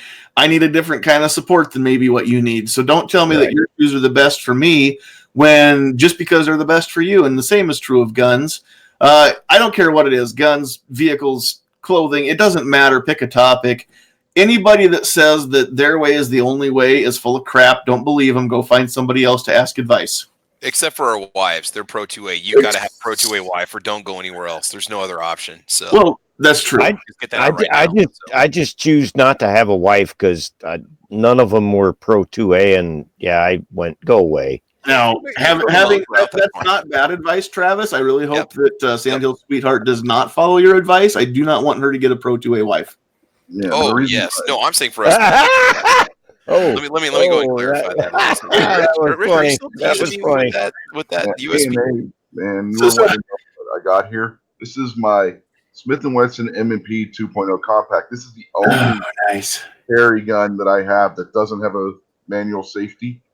And I still, when I draw this thing, it is so ingrained into me by my grandfather when he was teaching me. I'm still flipping a safety, even though it doesn't have one on it. And I cannot. In my head from training that I'm just put a tic tac on there or something. You'll just something. I was going to comment that I'm the same way, Rich. 1911. Draw the weapon. The weapon comes out of the holster. Your thumb immediately clicks, even if it's there or not. So and. You know what I carry, Rich, my little G2, or you got a G2, I got the PD. Anyway, safety's on, chambered, blah, blah, blah. The thing comes out of the holster. If it's going into business, my thumb immediately hits it. It's just manual. That's kind of like when you learn on a manual tranny and then you go to drive an automatic car and your left foot instinctively goes for a clutch pedal that's not there. But it's so much better to do that than the reverse would be true. If I were to start carrying a 1911 cocked and locked, the first thing that would happen when I draw that gun is I'm going to try to pull the trigger with the safety on because my thumb isn't used to that. And so, again, it goes back to what you're used to and what you train with. I would have to probably do several hundred presentations from a holster before my thumb ever came close to remembering to hit a safety on a pistol. So that's why everything that we buy in our house is probably going to be the no external safety version of whatever gun it is. If it's a carry gun. Now, if it's just something for fun at the range or, the Beretta that I've always wanted, something like that. And I do intend to add a 1911 in the future to my collection. I'm not saying don't buy them at all. I'm just saying if you're used to carrying one way, then make sure that is you stick with that, or you take the time to learn a new skill and learn a new muscle memory. So that was the point I was trying to make. It doesn't matter the way you choose to carry, train with it's what so you carry. much better to go for a lever Yep. that's not there than forget the lever that is. Yep. And as far as muscle memory goes, 1911 guys and Beretta guys are going to have a completely different motion with their thumb because the safeties are hinged the opposite way. Yeah, one goes up, one goes down. Yeah, the 1911, you've got to thumb it down, and the Beretta, you've actually got to thumb it out of the way, which makes the lever come up. That's one of the reasons why I picked my USB instead of Beretta M96 is because I was trained when I was first trained to fire semi-auto. It was with a 1911. I'm used to that 1911 safety. That's the USB is almost the identical safety on it to what a 911 does. Sure. So keep that in mind as you're pistol shopping. I have bought guns before that I'd never shot first, but any gun that, especially if I intend to carry with it and make it a part of my daily day-to-day life, I definitely would prefer to find a place and rent one once at a range and actually shoot the thing and see if I actually like it, because some guns feel great in the hand. And you go to shoot them, and you're like, "Oh, this is horrible. I can't believe that I actually ever liked this thing." The PPQ, I wouldn't say it was horrible, but it did not live up to my expectations. The first time I fired a magazine through it, I thought that the grip stippling pattern that was on the grip was going to be great because the shape is great, and I thought, well, it's not very aggressive, but it probably doesn't need to be because of the shape of this thing is amazing. So I shot the thing, and it was all I could do to hold it in my hand without it jumping around because it feels slick to me. Talon grips changed everything, just like they did on all my other guns. Same thing for the Gen 1 shield. But now that we've got some traction for the hand, then that PPQ is awesome again. I like it. I like the Glock. I like the shield. I like the PPQ. I like the Taurus TX22, even though it's not a carry gun. Everything that I've got, we actually like, but none of them have a thumb safety. So, yeah, I like the Talon grips too. I have them on my Gen 1 shield in 40 and on my USP. They're just the USP's got really aggressive, like pyramid stippling, I guess you could call it, on the front strap and the back strap, and that Talon grip just makes that much more comfortable to shoot with. Do you use the rubber or the sandpaper? Rubberized. That's what I prefer too. Clover out there in the chat's asking what caliber PPQ. It's a 9mm. It's got the 15 round magazines, 4-inch barrel, just the standard PPQ, no Q4, Q5, any of that business. That's what my wife picked to be her carry gun. The problem with that is smaller purses don't fit a PPQ very comfortably. Because it's definitely, I would not even call that a compact size or a mid-size gun. That's bordering right up there on the full-size gun, even with the 15-round mag. It's pretty beefy sized, so fitting that down into a purse can be kind of tough. So she's on the quest. Like I said, we know it's not ideal, but if it gets her carrying, then it's better than nothing to find a purse that's actually a gun purse that doesn't look like a gun purse. It just looks like just a cool purse. So anybody that has suggestions for purse manufacturers or websites, whatever, go ahead and email them to us, sandhillshooter@gmail.com, and we will go check those out and she can take a look. So Clover says he's got the 5-inch, no issues like that. Added weight may make up the difference. And it could just be your hands are different than mine too, Clover. Like I said, everybody's gun and holster and everything else, that's personal. And what I shoot well, you might not, and what you shoot well, I might not. And that's why there are so many different options out there in the world. So, Sandy, can I say this, that it's funny that I go out with my buddies and their scopes are zeroed at 100 yards and they shoot great with their scopes. Yep. I go out and shoot. They go out. Other buddies, they don't shoot in the same spot. And people go, well, that doesn't make sense. No, it does. Makes And- total sense. Because that's your eyes seeing it, and it's like, oh no, it should be focused. And I've seen it, dude. I've been doing this for too many years, and it's like, yeah. It's very strange how you think you're optic for one person, and then Now, I don't have that much experience with red dots, where those are only one focal plane on them, and there's no parallax. Do those tend to shoot the same for everybody, or are those the same way where they print differently for different people? Anybody know? I was going to say scopes, magnified scopes 3 to 9, whatever. Red dots, yeah, I think they do too, but not as much because they're not magnified. So Yeah. Other opinions? Yeah, the less magnification you have, the less it's going to be noticeable. Like I have a one-time scope. It's a one-time prism scope on my AR, and my daughter and I both shoot that to almost the exact same point of aim without having to readjust to 0 on it. So I think it has to do with how much magnification the scope has will affect that. Cool. Good to Like what know. A&A was saying. But yeah, and you can see here I got the rubberized on here. Oh, nice. But right down here and here, there's underneath this, it's like little pyramids, and it digs into your hand when you're shooting. You come away, it looks like you got a bunch of little holes in your fingers. Almost like a Gen 1 XDS. Hey, Rich, Yeah. I need a Christmas present, The right? grip, so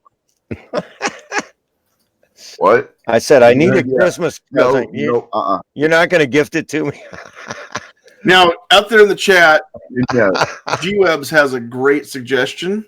Just get a gun caddy to carry, several different guns for you, and then you'll always have the right tool for whatever situation arises. So that actually makes sense, because if it's going to be just a short, just a chip shot, you're going to use a different gun than if it's going to be, 300 yards away. So makes perfect sense, and that's great advice, G. Thanks for adding that in there. Yeah, and real quick, I forgot I also wanted to show that. See the safety? Just like a 1911. But it's also got the added benefit of Rich, having quit to showing toss that it. off, Rich. You know how I feel about that gun. That's of course that makes a difference. This time it actually, That's a double action, right? Yeah, that's the old school. And every time he shows it, we're like, come on, you want to send it to me, right? Come on. Well, I had a chance to buy one last weekend, and I passed, and I'm kicking myself for it. I know we talked about that. You're like, oh, yeah. We keep showing it off, and I can't quit thinking about it. So probably going to be rolling with me next weekend. I don't know. Come on. Do they still have it? How could you I not? don't want to ask, because then I might have my wife go get it. Okay, a couple more things I want to get to tonight. We'll save the open carry maybe for a different time, because I want to talk about this more than I do the open carry thing. We'll just say this for open carry. If you're in a state where it's legal and you choose to do so, then cool. If you choose not to do so, then cool. You've got reasons for both, and we can have a conversation sometime about the pros and cons, but that's not really anything that I see as being a better than nothing or something like that. Now, if you are in a state like Nebraska and open carry is legal without a permit, but concealed carry is not legal without a permit, then I guess it could be said that open carry is better than no carry. If you choose to go armed, just make sure that it's not concealed so you're not violating any laws. But aside from that, we'll let that one rest for now, because I want to bring this one up, and we're going to lump these all kind of in together. There are some calibers that people consider anemic and not the best thing for carrying for defense. Some people say that the bare minimum you should go to is 380. Some people say 380 is not even big enough or powerful enough. And I know that we could throw out a whole bunch of different pistol calibers if we got real esoteric, but the 32 ACP, the 25, the 22 Magnum and 22 long rifle, these are all calibers that maybe aren't the best thing for self-defense. I suppose if you're real old school and you've got a 36 caliber Navy revolver, then we could throw that in there too. But the fact is that, again, we've got something that is better than nothing. Are they ideal? No. Again, and I've said this before, if I'm faced with staring down a threat and I've got to pick between a pointy stick or a 22, then give me the 22 and have the pointy stick ready. The biggest thing to say about any of those for myself is going to be understand that you're going to have to probably put a lot more hits on your target with those smaller rounds or less powerful rounds. That being the case, you darn well better start practicing and be able to hit exactly what you aim at. And I know there's not a real perfect way to duplicate the stress of force on force, but do everything you can to try and raise your stress level, at least raise your heart rate, do something. Come up with some method to have a target come toward you at the range, so that you can use live fire on a target that's moving at you. All these things, but at least practice and practice and practice and practice. The good news is if you're practicing with that 22 long rifle, the ammo's cheap, so you're not going to break the bank by doing a bunch of practice with it. But again, just understand that you're not going to be able to stop a threat with as few rounds of 22 as what you can with 9mm, 45, 40, whatever, 357, whatever you choose. So again, and we could have people that'll say, well, 9mm is not enough and you got to go with 45 or you got to go with 10mm or you need, something with Magnum in the name or whatever. And that's not our point. But again, if all you have is a 22 and you feel threatened, then by all means carry it, use it, do whatever you need to do, practice with it. Keep in mind that anything that shoots a rimmed cartridge like a 22, if you're shooting it in an automatic, they are prone to jams, they are prone to misfeeds, they are prone to magazines getting stuff in them. Typically that ammo is pretty dirty, so you're going to have to make sure that you keep your gun really clean. But if you're going to go with 22, I would almost recommend going with a revolver, just for the fact that it's not going to jam up and reloads aren't as fast. But at the very least, you don't have to worry about the case rims getting into trouble or things like that. What about the rest of you? What do you think? I was just going to say, Who's going first? I was just going to say, I carried a little Ruger SR22 for a while. Sold it to my brother. He loves it. The 22, whether it be 22 long rifle or Magnum, it's still the same size bullet. One's going a little faster. If you got a little 22 pistol that you can get out and go bang, bang, bang, bang, bang, bang, you just put 4 holes in somebody in probably a small amount of area with less recoil. 9mm, one round, yes, might be more devastating. 40. So, like I said, man, whatever you choose to carry, train with it and understand what that gun can do. That little 22 is not going to do as much damage as a 9 or a 45 or a 357. Yeah, there's a lot less recoil. So train with that gun and understand that that little bullet's not going to do a whole lot unless you put it in the right spot. So, and then also do experiments with different ammo and find something that that does what you need it to do. If it's wintertime, that's going to have to go through a couple extra layers of clothing. If it's a hollow point 22, that's a tiny little hole in a hollow point 22 long rifle bullet. So is that going to fill up with cotton fibers or something else, or even just tissue? Is it going to expand the way you want it to? Is it going to be any different than a round nose? Or a full, a full copper jacket or whatever it is. Well, So- that can be said with any round. It though. can, and Yep. and again, it's the we've always got the trade off, right? The velocity versus mass, and some guns have both, and or excuse me, some rounds have both, and some have neither one necessarily. So know what it can do. If you've got a chance to shoot water jugs or something where you can recover some bullets, if you've got a chance to shoot into like a pork shoulder or something like that, and actually see what kind of tissue damage different 22 rounds will do. I mean, not everybody has the access to a range where you can do some of that stuff, and you need to be outside because it's going to make a mess. So, again, just know what the gun can do, know what it can't do, plan accordingly. But again, if it's something that you're going to stake your life on, then just understand how even the best autos aren't always that reliable. Dangerous Freedom, I think it was, said every range you go to, you see live rounds of 22 long rifle laying on the ground.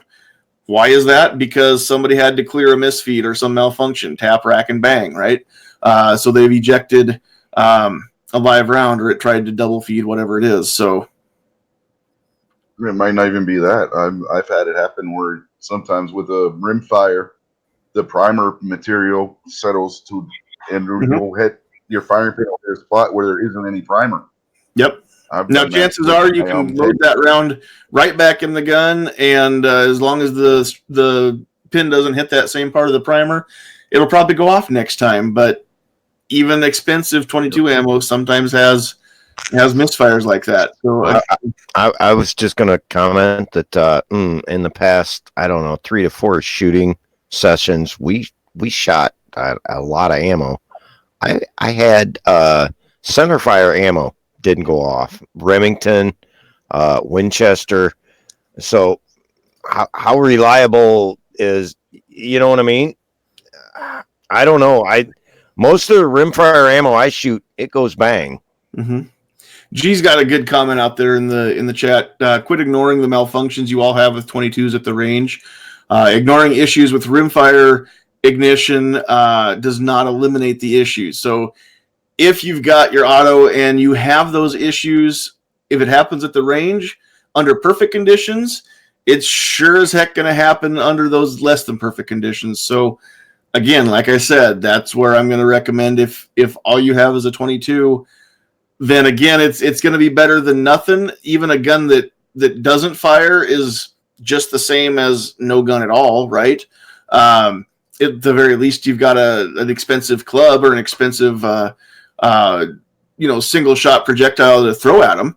But if you can afford to get a revolver, then get that. If you can afford to buy a new gun, don't buy a 22. But if it's all you've got, then again, use it. Yeah, if you got recoil issues, a better option than 22 would be, I know people are going to laugh, 25 ACP would be a better option if you're looking for something where you don't have to worry about the rimfire issues. 32 ACP and 380 ACP were both formerly military calibers before 9mm came out. So Rich, they're capable of doing the 32 ACP was U.S. government issue. Yep. Wasn't it? Yeah. Or no? Yeah. No, 32 ACP was. Okay, because I know the 38 special wasn't getting it done in the Philippines, and that's why the 45 ACP came out. It was a 38, but it wasn't 38 special. Okay.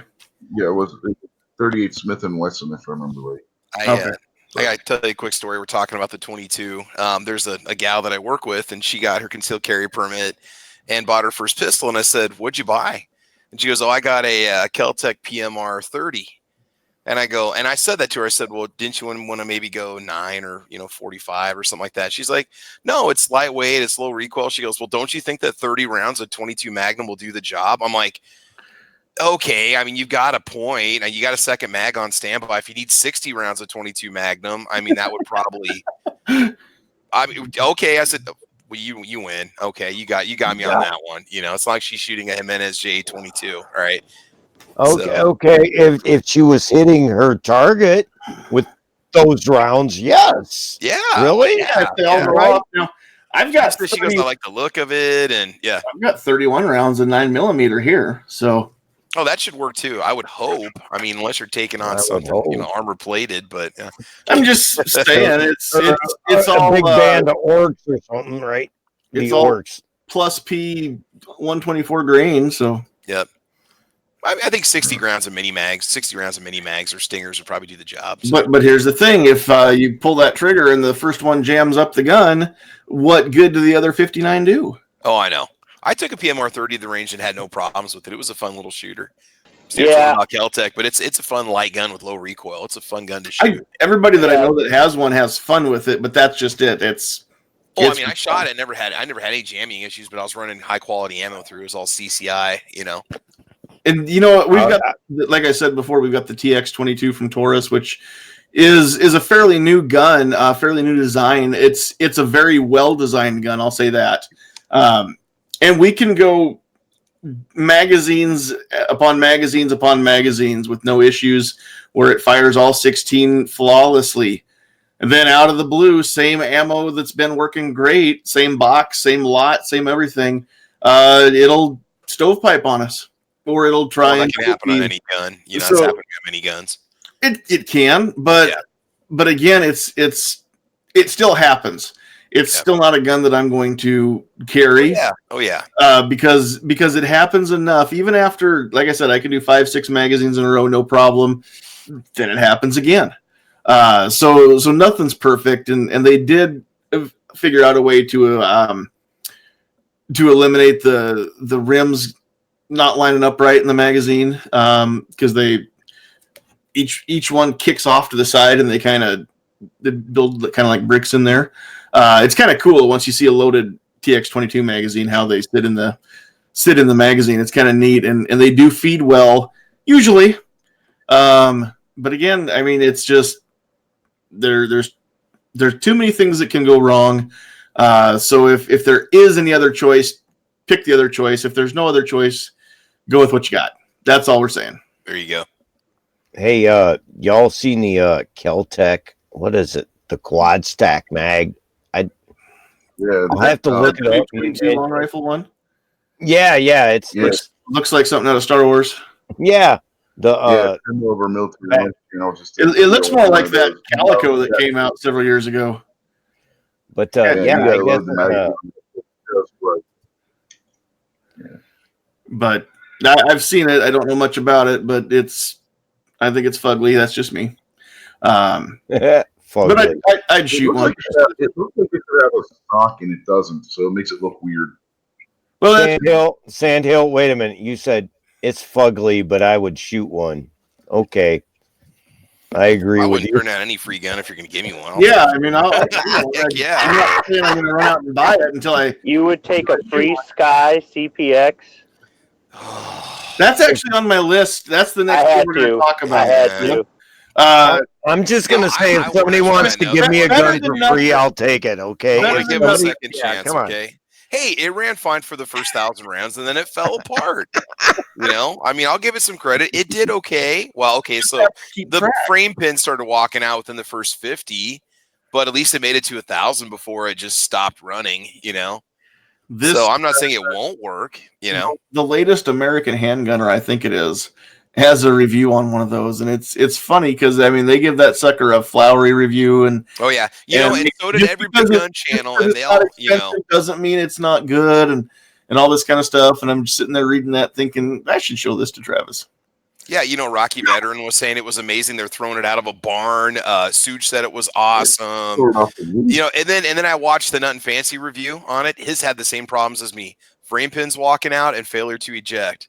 Now his was a couple hundred rounds into it, and his video was recent, was newer than everybody else. His was maybe a year or two ago, when the other ones were 4 or 5 years ago. So they sold me on it. I'm like, okay, American made, looks like a nice gun, good quality materials, sub $200. Lifetime warranty. What's so I carried it for 3 years, and then and I practiced with it a lot. But then you say, well, it's just not designed to take that kind of abuse or round count. If I need to practice with it to be proficient with it, it needs to run. So maybe that segues into your next section. I don't know. Eric over at Iraqi Veteran didn't throw it out of the barn. He threw it off the roof of Yeah, the his barn. was fine, and I don't see how they couldn't have had some of the same problems as me. But you know, Yeah, I don't know. So Sky CPX2, Travis, better than nothing, or yeah, and like I said, mine. pepper spray. If you don't mind having to call them up and get oversized frame pins to have to install because the thing's falling apart. Like I said, it did fire religiously fine for the first 1,000 rounds. I was just shooting brass 115 grain ammo in, and I kept critical defense in. I put some mags of that through it, and and then what had happened was the extractor had basically just worn down on it. And then there's another guy, Jay Dalton, who does videos too, and he had one that he showed off. His had a frame crack in it too. He had two of them that had problems. One of them had a slide frame crack in it. The other one had a Zytel polymer frame crack in the rear. Oh. So they're not perfect. I mean, they do make and sell a ton of those things. There's going to be some lemons. I'm just mad that they haven't worked all the kinks out, or they haven't put the money in re-engineering the gun to make it better, so people don't stop having those problems. So yeah. At this point, with the prices of what the G2C are, I would just grab one of those instead of. And they're not 100% perfect. I'm in a couple G2C forums I belong to on Facebook, and some of you guys might be in it. There's the Taurus G2C gun owners group that's on Facebook. There's guys that have had, triggers fail and springs break and, recoil springs mess up and fall apart, It's just like any other tool. Yeah. When there are guns out there that are costing $300 and less, but the majority of the commonly used tools for the purpose of self-defense are running 300 to 700, somewhere in that range. There's probably a reason why the ones that run under $300, they can produce them, cheaper than that. Sometimes it's just the name, it's like those green tractors that cost $20,000 more just because the green paint that's on them. But there is still something to be said that a John Deere tractor is built better and will last longer than like a Kubota or a Coyote or any of those. There's a difference in the manufacturing processes, the tolerances. That's why a Wilson 1911 costs what it costs, and a Rock Island or an ATI cost what they cost. I'm not saying that the other ones are junk, but don't expect the quality that you get with those higher end ones. Is it worth the extra money?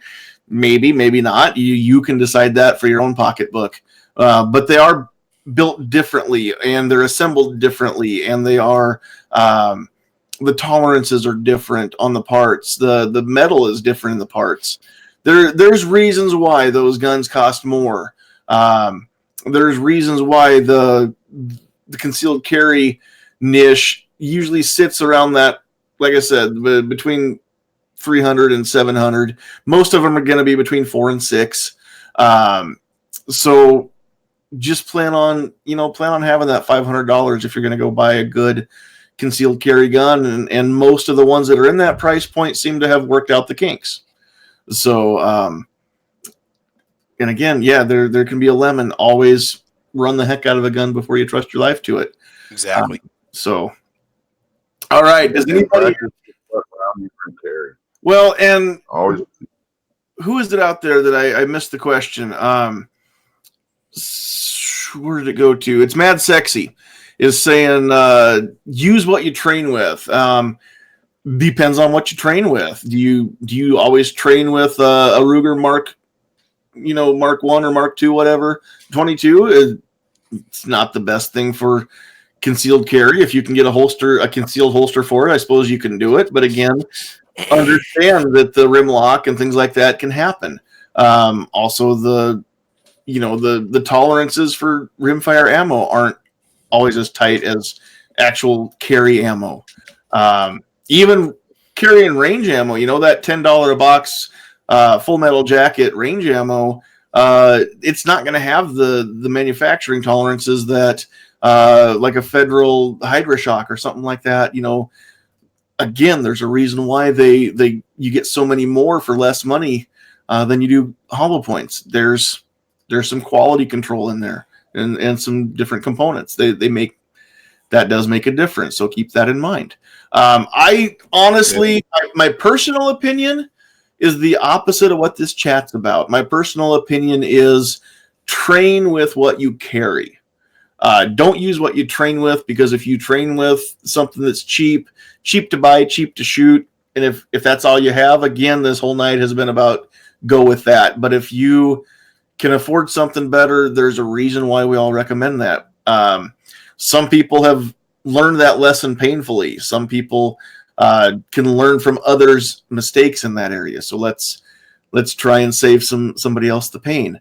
But if you can afford that little bit nicer gun in a little bit beefier caliber, then go with that. I don't think I would discourage 380.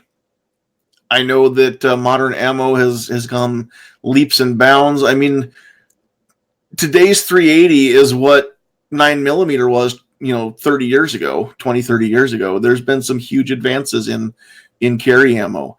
So if a 380 has that lower recoil, and I've never shot the 380 Easy Shield, but I want to, because man, I have one. That is a nice shooting gun. I actually carry one every so often. Because I want my wife to try that.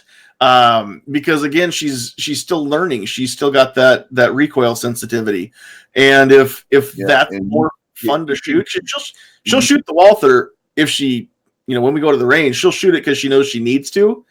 But it's not the most fun thing. She's never tapped me on the shoulder and said, "Hey, I want to go put a couple hundred rounds through the Walther today." She's never said that to me. And I want to find a gun that she actually enjoys practicing with, so that, again, she can get comfortable with it. Yeah, those are a real nice, smooth shooting gun. And then they got the Performance Center one, which Rick, from Rick's Life as I See It, he's got one of those. He loves that thing too. And you can get them with or without the thumb safety, since you all like not having the thumb safety, so you can get it without. So either the Performance Center or the standard version, they both come with or without. And the Performance Center comes with fiber optic sights instead of just the regular 3-dot. Nice. So that would be and the Performance Center is only like $450 if I remember right. So it's not a bad price on it either. What's the price on the regular? Is it big? I believe the standard's sub 400 now.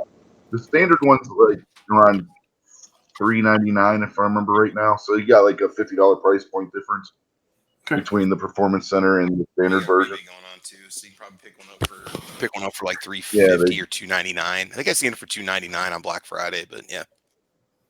Cool. Yeah, the prices have been coming down on both of them, so you just keep an eye on it. But the last I remember seeing was $399 for the standard and like $450 for the Performance Center one. Okay.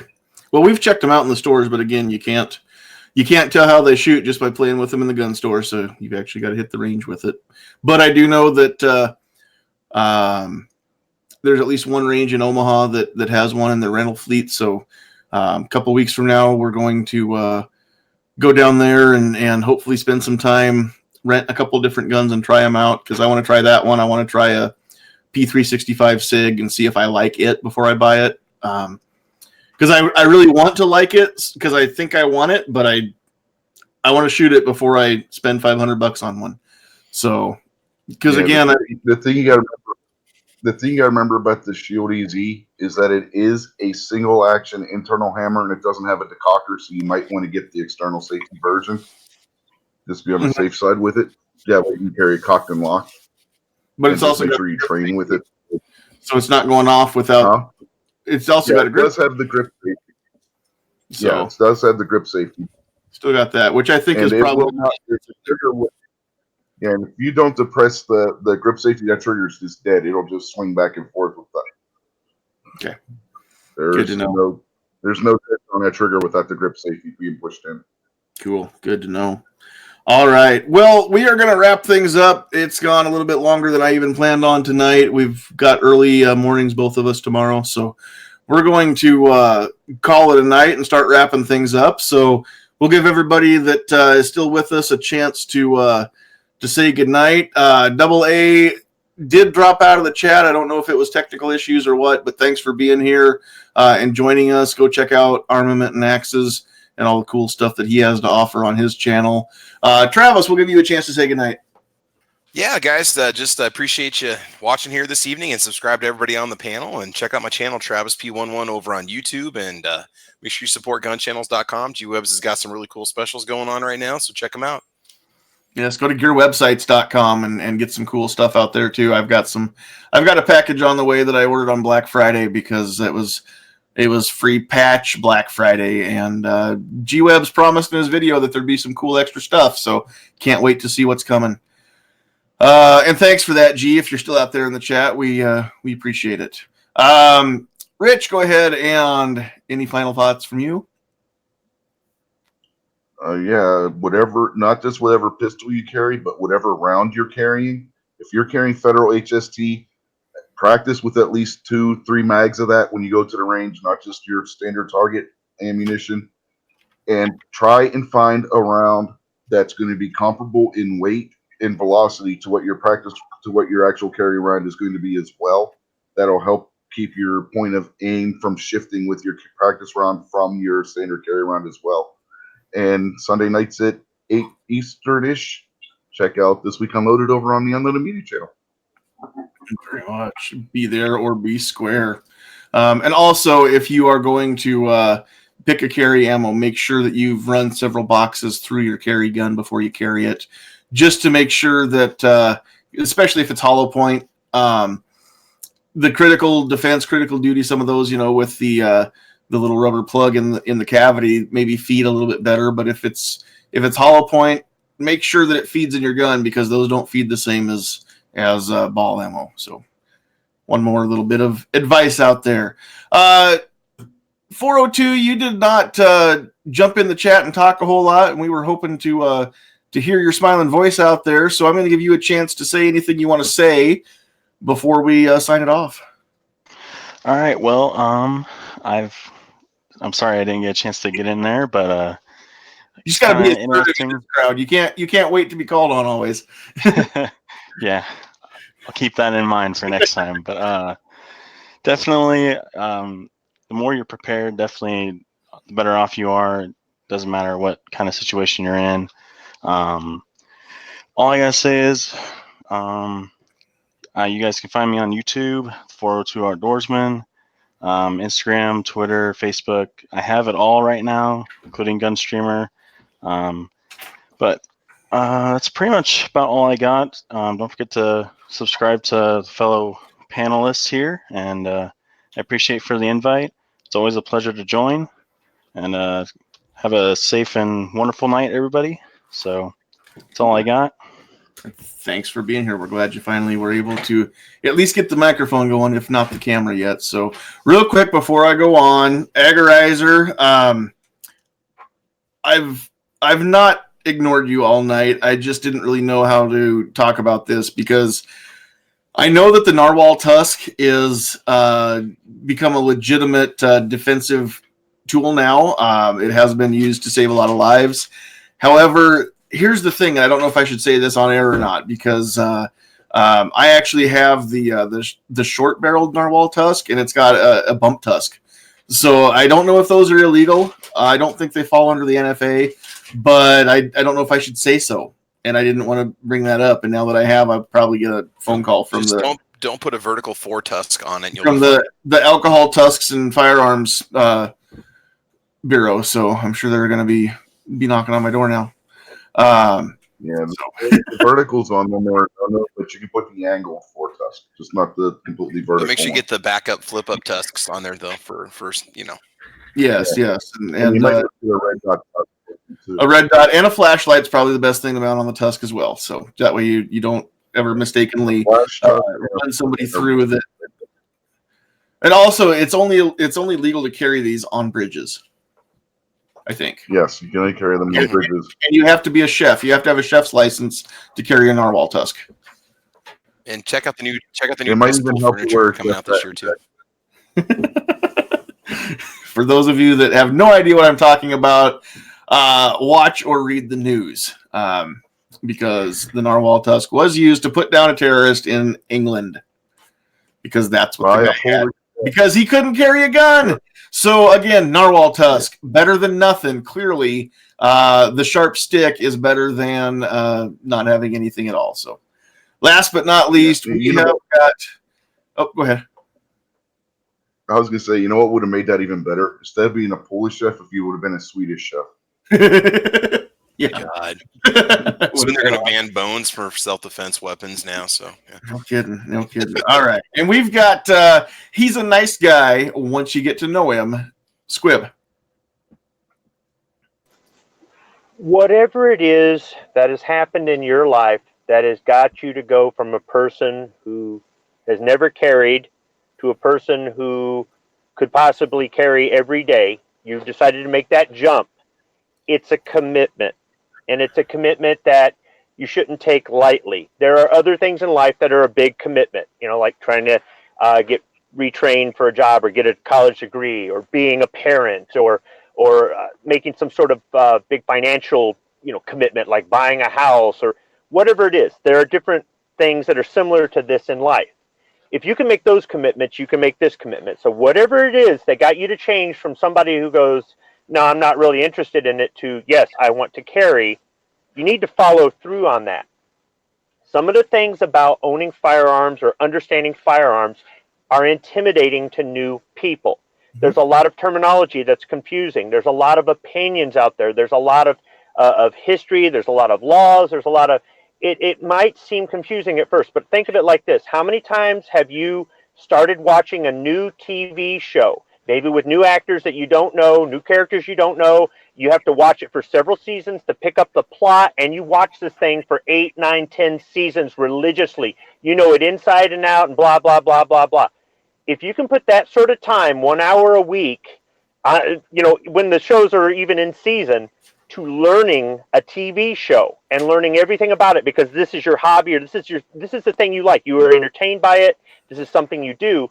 It's really not that much more difficult to understand guns, ammunition, the laws in your state, why we have a Second Amendment, all the terminology. I'm not saying you're going to be an operator or an expert in a year or 2 years or 5 years, but you'll know enough that when you're reading about a new gun that's coming out, or you're in the middle of a discussion, you'll know the difference between 38 and 380 and not think they're the same thing, or whatever it is.